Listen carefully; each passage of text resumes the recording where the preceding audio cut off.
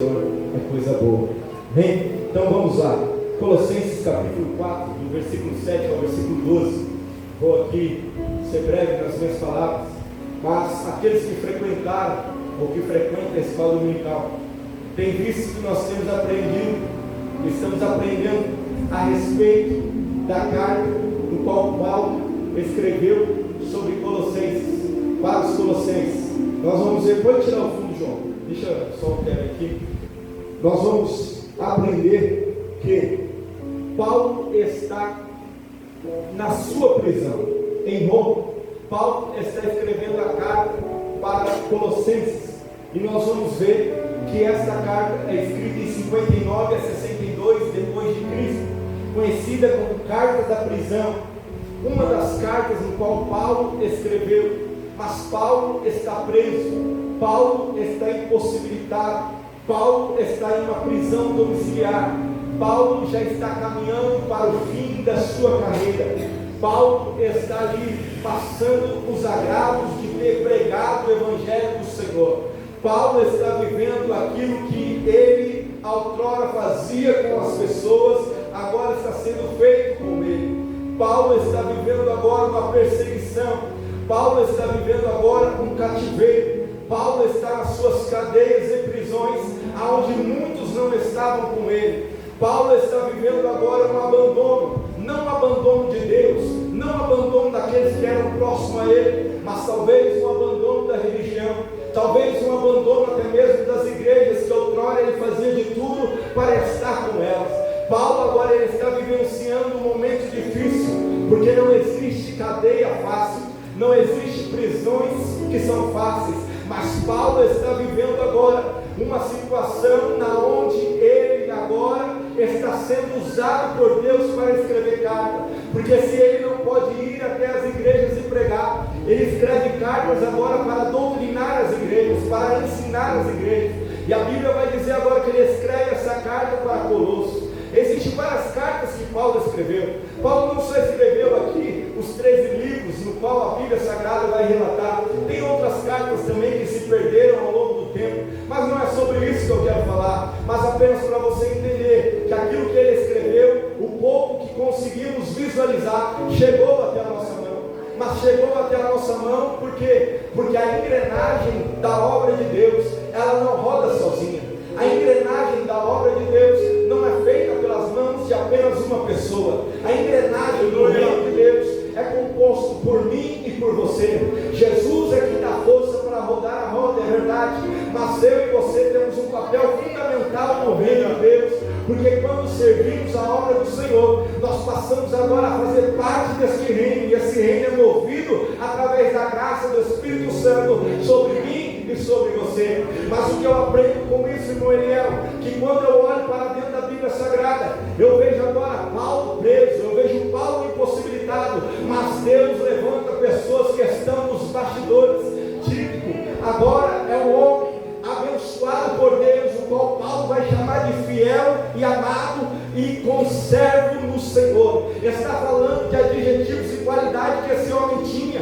A Bíblia vai dizer agora que ele não é doutor, a Bíblia vai dizer agora que ele não é profeta, que ele não é pregador, que ele não é apóstolo, que ele não é evangelista, que ele não é líder do ciclo de oração, nem líder da mocidade, mas a Bíblia vai dizer através da vida de Paulo que ele era fiel e ele era amado por Paulo, e que ele perseverava na obra do Senhor, porque estar nos bastidores muitas das vezes requer renúncia. Estar nos bastidores é algo que não vai ser contemplado por todos, porque os bastidores são algo que é no secreto, bastidores são algo que muitas das vezes não é demonstrado para que todos possam ver, porque os bastidores muitas das vezes não têm glamour, os bastidores não têm status, os bastidores não têm seguidores, os bastidores não têm curtida, porque fazer a obra de Deus nos bastidores é fazer o reino de Deus aparecer, é engrandecer o nome de Jesus. Certa vez chegaram até João Batista e diz: olha, está vindo um aí que ele é tremendo, que ele é poderoso, que ele faz chover, que ele faz tudo. Aleluia. João Batista falou: eu sei disso, eu sou só o caminho,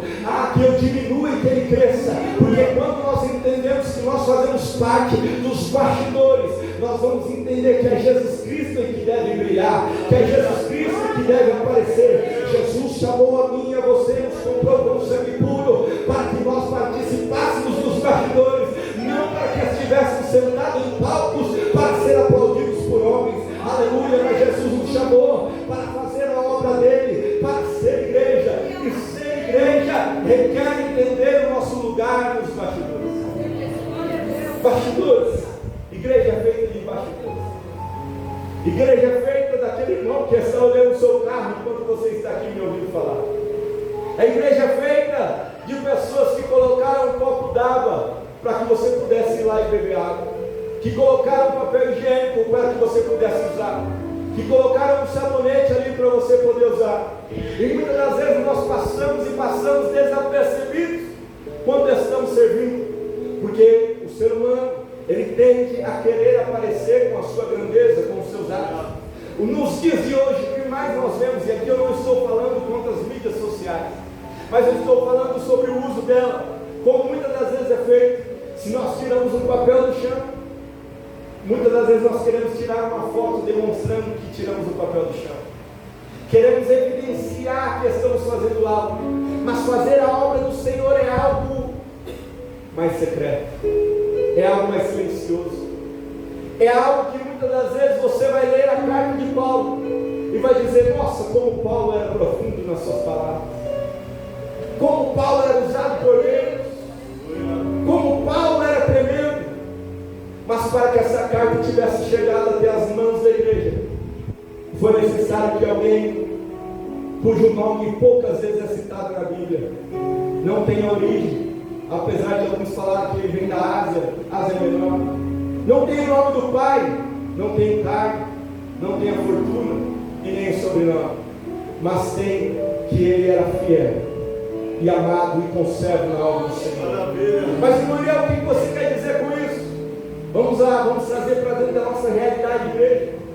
Nós precisamos entender que precisamos servir na casa do Senhor. A casa do Senhor, irmão, não é um cinema em que você chega, compra um ingresso, senta e espera o culto começar. Aí toca aquela musiquinha, aí você fica esperando, ó, daqui a pouco vai começar, né? Aparece, se prepara para beber água, você está ali olhando, enquanto era para você estar com os seus joelhos dobrados, orando, pedindo ao Senhor misericórdia. A obra do Senhor não é para assistirmos aquilo que Deus está fazendo, mas é para participarmos daquilo que Deus está fazendo. Deus quer usar você, meu irmão, minha irmã, na obra dele, no reino dele. Deus quer te usar na visita. Deus quer te usar na assistência social. Deus quer te usar em diversos setores. Mas se você ficar esperando, se você ficar olhando e buscando glamour, você não vai alcançar, a não ser cansaço e fadiga. Porque fazer a obra do Senhor requer renúncia. Jesus chamou os seus discípulos e diz: ó, larga tudo e vem. E quantos não querem largar aquilo que estão presos, aquilo que estão apegados para fazer a obra do Senhor? Nos falta tempo, nos falta querer, nos falta vontade, porque olhamos e colocamos assim: não, eu não posso fazer por causa disso, eu não posso fazer por causa daquilo. Não, certa vez eu fui fazer e falaram mal de mim, certa vez eu fui fazer e me machucaram, eu não quero mais. Jesus está te chamando nessa noite, dizendo: não, a sua vaga ainda está de pé. Aleluia. Jesus está te chamando para a obra do Senhor. Jesus está te chamando, dizendo: olha, tem um lugar para você na minha obra. Não é para você ficar sentado, parado, olhando, assistindo, não, mas é para você se envolver. A Bíblia diz que o profeta chegou na beira do rio, olhou e falou assim: não, eu não vou entrar. E o Espírito falava: olha, molha os pés, vai lá, molha o joelho, molha a cintura, molha as costas. E ele começou a se envolver. Nessa noite Jesus está nos chamando para se envolver na obra do Senhor, porque esse homem chamado digno, que quer dizer sucesso ou sorte, ele foi um homem que se dedicou na obra do Senhor, mesmo não tendo um livro no seu nome como Filemão tinha, mesmo não tendo um livro no nome, aleluia, como Tiago, Marcos, Lucas e João, ou Mateus. Ele não teve um nome como isso, mas ele sabia, aleluia, que o que ele estava fazendo estava sendo visto no céu. Talvez você está olhando e falando: irmão, mas o que eu tenho é tão pouco. Mas Jesus está olhando e está dizendo: não, eu conto com você na minha obra, eu quero você envolvido no meu reino. Ei, não fique parado, não.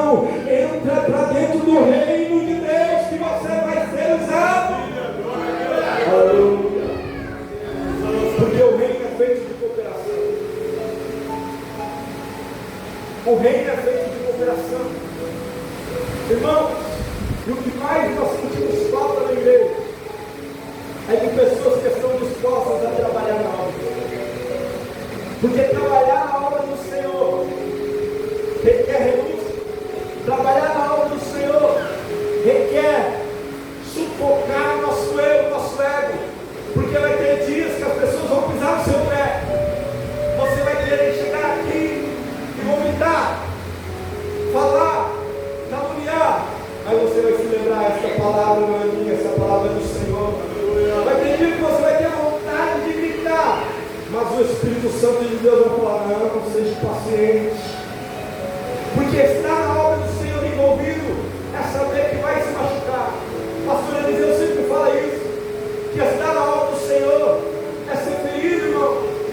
É ser ferido, porque a obra de Deus ela é espinhosa, a obra de Deus é água. É por isso que as pessoas correm da obra, é por isso que as pessoas não querem se envolver.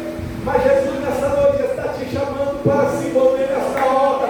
Jesus está te chamando para visitar os doentes. Ainda que ninguém te chame, vai você. Ainda que ninguém te convide, vai você. Ainda que ninguém, aleluia, acredite na sua oração, mas coloque a mão sobre o enfermo. Ore você, porque enquanto você faz a obra, o céu se move.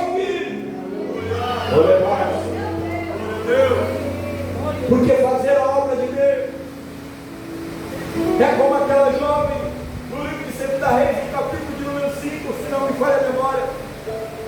Ela na casa da sua senhora, ela diz: se o meu chefe, o meu senhor Naamã estivesse em Israel, ele saberia que lá tem profeta. Ele seria curado, ele seria transformado. A Bíblia não cita o nome dela, a Bíblia não fala de onde que é a sua família. A Bíblia só fala que ela abriu a boca e pregou aquilo que nós poderíamos dizer que era a mensagem de Deus para a vida daquele homem. Aquele homem teve a sua trajetória mudada, porque alguém abriu a boca, mesmo numa situação de cativeiro, mesmo numa situação que ela poderia olhar e dizer: eu não vou falar nada, eles estão me oprimindo aqui, eu ainda vou falar de Jesus. No caso, falar do Deus de Israel. Eu não vou fazer isso. O que eu quero dizer, irmãos? E aqui o Espírito Santo me leva a falar de uma maneira diferente do que falamos de tudo assim. Trazer você a entender que nós precisamos servir na obra do Senhor. E servir, irmão, não é só pregar. Servir não é só louvar. Servir é ajudar com uma cadeira, é ajudar na porta, é ajudar na recepção, é da maneira que você pode, porque todos nós podemos contribuir de alguma forma. Ah, irmão, já dou meu dízimo, já dou minha oferta. Não, não é só isso. É servir no reino, é poder trazer alguém para a igreja, é poder mandar uma mensagem para aquele irmão que você viu, que não veio no culto das 5, não veio no culto das 7. Aí você fala: não, mas esse irmão não falta, eu vou lá, vou mandar um zap para ele, eu vou ligar. É você muitas das vezes parabenizar aquele que aniversariou. A obra do Senhor, irmão, tem lugar para todos. Maravilha. É você que pode ensinar. E muitas das vezes olha e critica quem está ensinando. Porque você fala: eu faria melhor. Mas você continua sentado no seu lugar, sem se prontificar a fazer a obra do Senhor. Mas quando eu olho para a vida deste homem, ele não olhou e falou assim: não, eu não vou levar a carta de Paulo, eu não vou ser servo de Paulo. Ele poderia, como outros disseram: olha, não sirva Paulo, sirva Cristo. Mas ele sabia, aleluia, que mesmo ele sendo um mensageiro apenas, ele continha uma carta, uma palavra poderosa para entregar para a igreja. Assim como eu e você, nós não somos o dono da palavra, mas nós temos uma palavra poderosa para levar para aqueles que estão necessitados. E este homem, ele fazia esse papel de mensageiro. Ele não foi reconhecido a não ser por Paulo. Ele era também um pastor substituto, porque quando Paulo estava preso e que Paulo falava: olha, traz Timóteo, traz Tito, para que eles possam me visitar, era ele que assumia a igreja naquele período, irmão. E não era um dia, não era um culto, levava tempo, as coisas eram de Não é igual nos dias de hoje. Se o pastor se ausenta, tem o pastor Sebastião, tem outros irmãos. Não, mas havia tempo, havia renúncia, e ele sempre estava preparado para fazer isso. Glória a Deus. E é de forma muito simples que eu quero chamar a sua atenção, porque na vida de Tito, ele sabia que ele não era Paulo, ele não era aquele que tinha um testemunho elevado, porque nós muitas das vezes temos consideração para aqueles que já foram, às vezes, do mundo do crime, né? A pessoa chega, a igreja logo, a igreja quer ouvir, e às vezes a pessoa nem foi, mas ela conta um monte de lorota, e o povo acredita. Meu Deus. Mas nós muitas das vezes não valorizamos aquele que nasceu na igreja, aquele que serve na igreja, ou até mesmo aquele que teve um passado sombrio, mas que oculta isso por vergonha, mas ele só testemunha que Jesus mudou a sua vida, porque isso é o mais importante, porque as coisas que passaram para trás ficam, não nos interessa mais, só nos interessa que Jesus salvou, que Jesus transformou, e que Ele conta com você dentro da obra do Senhor. E nós vemos que ele não tinha isso, ele não queria esse glamour, porque quantos irmãos, para estar no palco, para estar no culto, há muitos, só dá glória quando prega, só adora quando louva, só dá glória, aleluia, se algo fala com ele, se algo é bom, se vem uma profecia para ele, ele dá glória, se não é isso, ele não glorifica, ele não exalta, porque não tem pregador de fora. Se é o pastor que está pregando, isso não me interessa, se é o irmão Iriano, então piorou, mas quando vem alguém de fora, você glorifica, você exalta. O que eu quero dizer com isso? Não é, aleluia, que você não deve fazer isso, não, muito pelo contrário, glorifica sim, mas eu quero te ensinar algo nesta noite. Valorize aqueles que muitas das vezes passam desapercebidos, aqueles que muitas das vezes abrem a porta da igreja para que você possa entrar, porque já teve dias, aleluia, de chegar e não tem ninguém que abriu, você vai abrir a boca para reclamar. É mais ou menos a história do avião, todo dia voa, diversos aviões decolam, e nada disso é notícia, mas quando cai no avião, fica no jornal durante muito tempo. O que eu quero dizer com isso? Não se preocupa não se vão falar quando você errar, continue servindo e errando, porque o poder do Senhor se aperfeiçoa na fraqueza. Não importa se tem alguém mais capacitado que você, mas continue fazendo, porque enquanto eles não se levantam para servir, você está na brecha trabalhando para o Senhor, e Ele te capacita, aleluia. E esse homem, ele não teve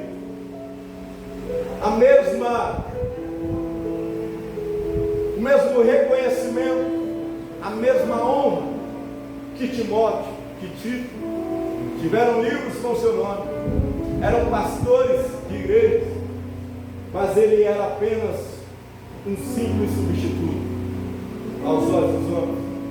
Talvez se eu perguntar para você, você se lembra o nome da sua professora substituta na escola?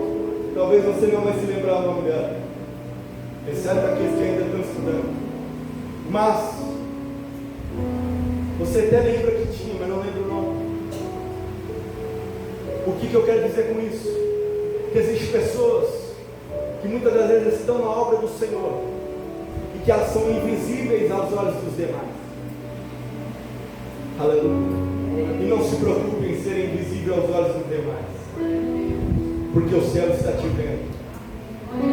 Tem alguém lá em cima que está olhando e vendo o seu esforço, o seu trabalho. Aleluia. Glória. É mais ou menos a saúde, nós não cuidamos dela, mas quando nos falta, nós sentimos o peso que é, porque é terrível. Aqueles que estão enfermos sabem disso. É diferente do dinheiro que você pode pedir emprestado. Alguém pode te socorrer, mas quando é a saúde, é algo que é doloroso, é algo que é difícil, e todos nós sabemos disso, mas muitas das vezes só vamos sentir falta quando nos deparamos com a enfermidade. Cito aqui, as irmãs vão saber muito bem. É mais ou menos quando o seu marido chega, minha irmã, na casa, ele vem cansado do serviço e fala: nossa, hoje eu trabalhei demais. Ele senta no sofá, liga a televisão, mexe no celular e fala que está cansado. E você está lá correndo, limpando o chão, cuidando da criança, lavando o cachorro, lavando o chão, lavando tudo, passando pano. joelho para ele não pisar lá. Ele mesmo assim vem com o pé sujo e suja, e larga a meia, faz tudo isso, faz um embaraço dentro da sua casa. Você está ali e às vezes você vai lá e reclama, fala assim: ó, você não tem como me ajudar, você não me ajuda a fazer nada. Ele fala assim: não, mas você está em casa, você não fez nada, você não está trabalhando fora. Porque aqueles que estão de fora não conseguem olhar e reconhecer o trabalho invisível que é feito dentro da casa. Aleluia. Aqueles que chegam muitas das vezes um culto como esse não conseguem enxergar o trabalho que é feito nos bastidores. E ser crente, irmão, não é ser crente de palco, é ser crente de bastidores. Porque é nos bastidores é que a coisa acontece. É nos bastidores que o milagre acontece. Aleluia, é nos bastidores que você vai ver que aqui tem profeta de Deus dentro da casa. É nos bastidores que você vai ver que Deus ainda batiza com o Espírito Santo.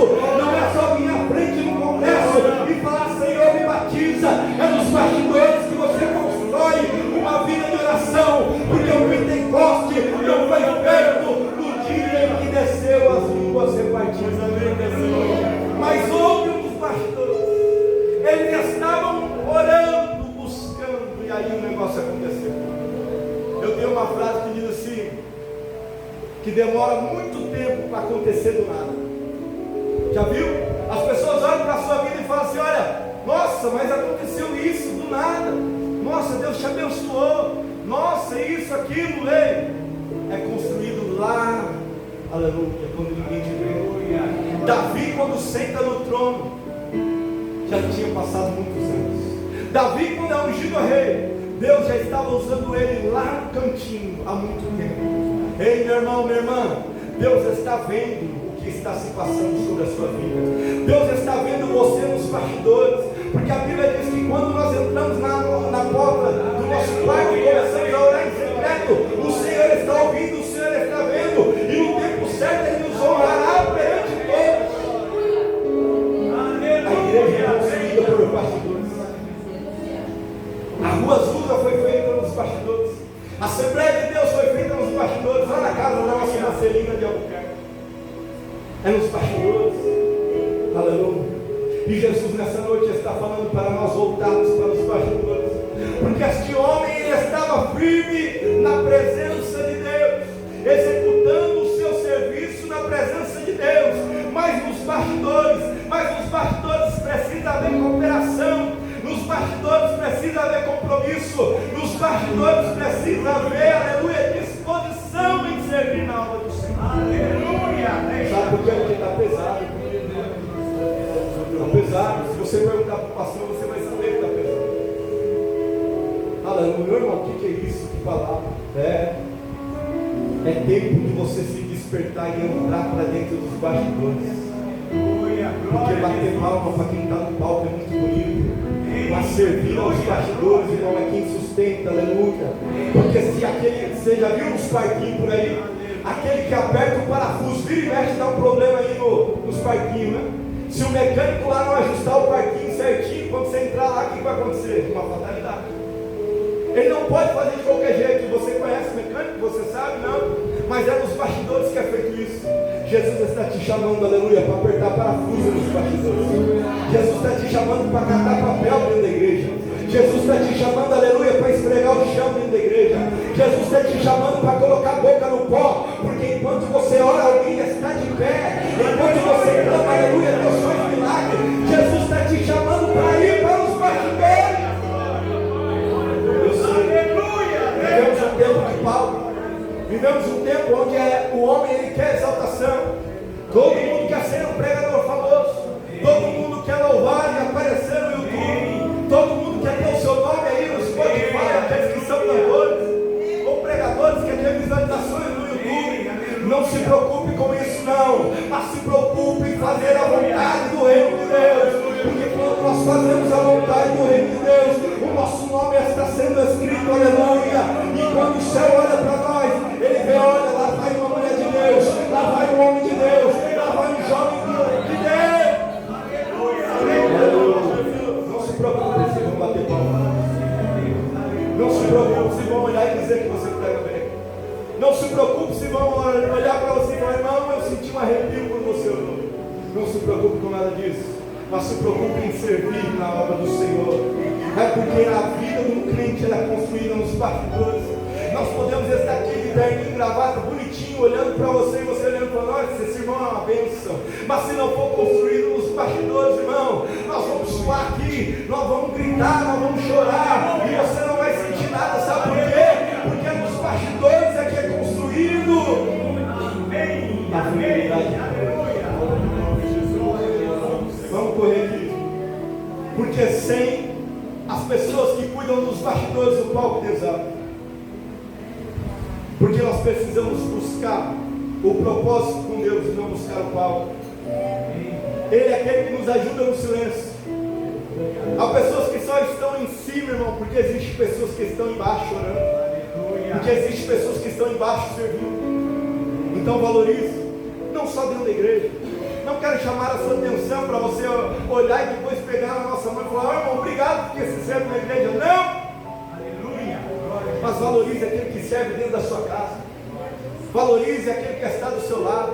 Valorize o irmão, a irmã do centro de oração. Valorize o irmão que muitas das vezes está aqui desempregado e está intercedendo pela vida da igreja. O irmão que às vezes abre mão pelas madrugadas e sobe um monte. Ao pastor que ora pela madrugada. As irmãs do centro de oração que não cansam de interceder pela vida da igreja. Valorize.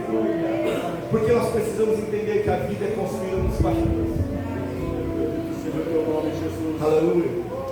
Porque Ele nos chama de fiel ministro. Mais importante do que brilhar é permanecer na presença do Senhor. Paulo não diz que ele é talentoso, mas diz que ele é fiel e amado e que ele serve ao Senhor. Aleluia, glória a Deus. Porque o avivamento ele começa no secreto. A mudança de vida começa no secreto. Aleluia. É mais ou menos igual emagrecer. Às vezes a balança demonstra uma coisa, mas aí os olhos demoram um pouco para evidenciar isso. Mas aí quando você vai lá colocar uma calça, um terno, uma saia, você percebe que o negócio está mudando. Aí às vezes você vai falar para alguém, a pessoa fala: não, parece que até engordou mais, parece que está pior. Mas o que eu quero dizer com isso? Que às vezes o que está sendo feito no secreto, aleluia, né, irmã Giovana? A bicicleta que você está fazendo no secreto, às vezes vai ser evidenciado lá no futuro. A escola que você está fazendo, a faculdade que você está fazendo, alguém vai olhar depois e dizer assim: nossa, mas você é formado, nossa, mas você tem pós-graduação, você tem isso, tem aquilo. É, porque foi construído no secreto. Eu sei, é difícil da glória, mas não se preocupe, domingo que vem eu estou sentado aqui do mesmo jeito, porque é construído no secreto. E Jesus está te chamando para construir no secreto. Chega de querer palco, chega de querer aparecer. Sabe por quê? Estrela só tem uma, é Jesus Cristo. A estrela que também foi lá na cruz do Calvário, abriu os braços e morreu por mim, por você. É Ele que deve brilhar na minha vida, na sua vida. Não adianta olhar.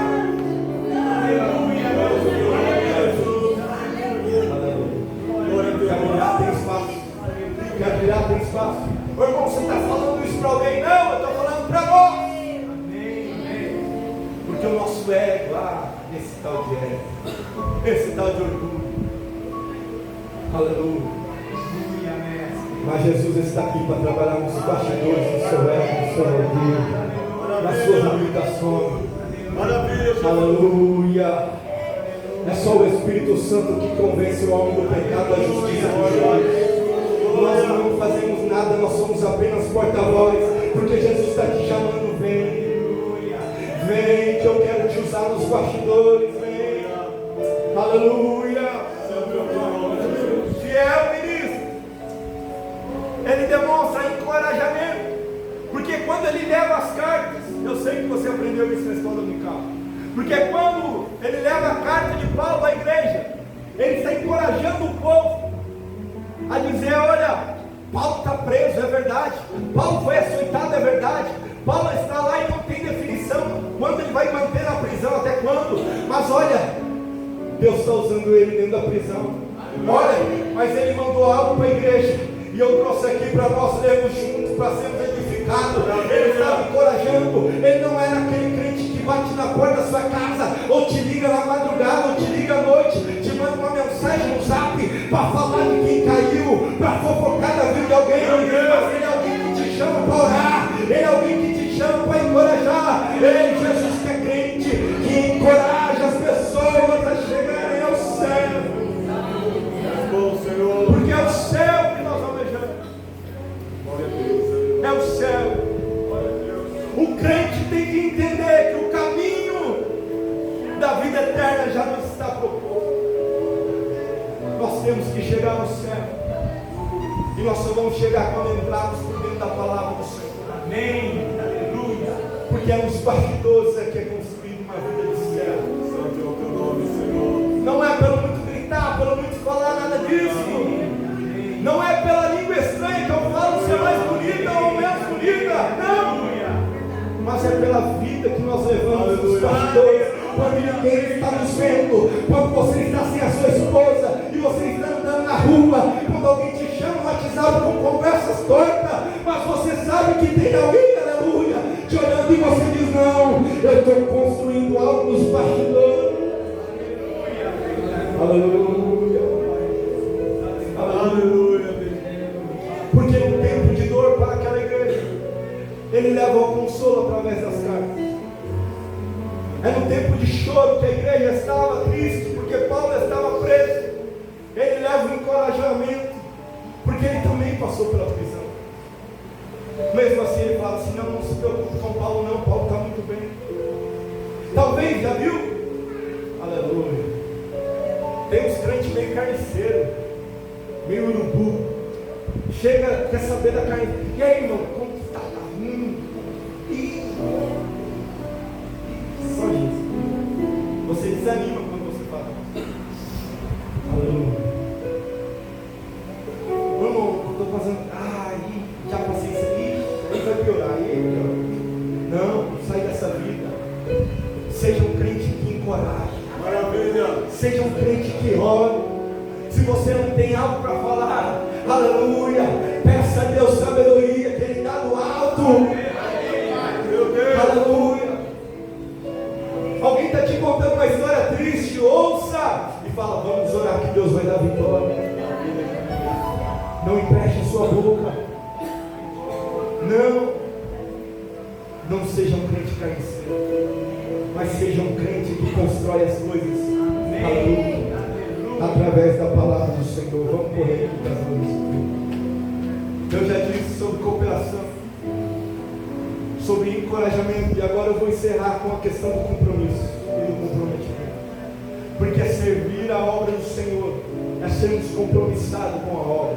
Meu Deus. E ser compromissado, irmão, não quer dizer que você tem que estar aqui todos os dias, não. Mas aquilo que lhe for proposto, aquilo que estiver nas suas mãos, faça bem feito. Ainda que o seu bem feito não seja o melhor, mas faça algo na obra do Senhor. Se envolva na obra do Senhor. Não perca a oportunidade em servir na casa do Senhor, porque servir na casa do Senhor é o melhor salário que nós podemos receber. É o melhor salário que nós podemos receber, é servir na casa do Senhor. Porque o homem pode não te dar valor, pode não te dar aumento, pode até criticar o seu trabalho, mas você não vai ver Jesus olhando para você e falando assim: ó, pode ir embora, você é muito ruim, pode ir embora que você não serve. É verdade, Jesus. Muito pelo contrário, Ele vai pegar você, ruim do jeito que você é, ruim do jeito que eu sou, vai pôr as mãos sobre nós e vai nos edificar pela sua palavra. E nós vamos passar a ser pessoas melhores, porque o Espírito Santo de Deus está trabalhando sobre mim, sobre você. Ei, nessa noite talvez você não entendeu nada da pregação, mas eu quero te dizer: guarde essa frase, construa uma vida verdadeira em Cristo nos bastidores. Leia a palavra, ore, interceda, porque é dessa forma em que Jesus há de trabalhar sobre nós. Ele foi enviado a lugares remotos, a lugares distintos, a lugares terríveis, porque não era igual hoje, o carteiro que só tem aí, quando vai levar alguma coisa de valor, aí geralmente tem um roubo, furto, mas fora isso, se for só a carta, ele só tem o cachorro, né? Quando ele vai colocar ali, sempre tem um cachorro que gosta do carteiro. Mas naquele tempo era diferente, havia os assaltantes, naquele tempo havia pessoas que muitas das vezes queria a informação, e mesmo que não fosse ali um mensageiro, só por andar nas estradas já era perigoso. Mas esse homem passou tudo isso para levar uma mensagem que não era dele, para talvez quando ele entregasse nas mãos de alguém pegasse, lesse e falasse: olha, Paulo falou isso, Paulo falou aquilo, concordo com isso, concordo. Ele tinha que somente entregar. Aleluia. É mais ou menos, irmão, a sensação de você dirigir o carro do seu patrão. Às vezes seu patrão tem um baita do carro, você dirige o carro dele. O carro não é seu, você apenas dirige. Alguns até tiram foto do carro do chefe para parecer que está. O que eu quero dizer com isso? A mensagem não era dele. As honrarias não viriam para ele. Seria de Paulo, se é que podemos dizer assim. Mas mesmo assim, ele fazia fielmente o seu trabalho. Mesmo assim, ele servia fielmente, a ponto de ser reconhecido pelo que Paulo vai nos ministrar. E aqui eu encerro dizendo que Tito, ele era uma pessoa que não vivia de aparência, mas que ele vivia construindo nos bastidores uma vida que hoje nós podemos ministrar sobre a vida dele, porque está disposto a fazer a obra do Senhor.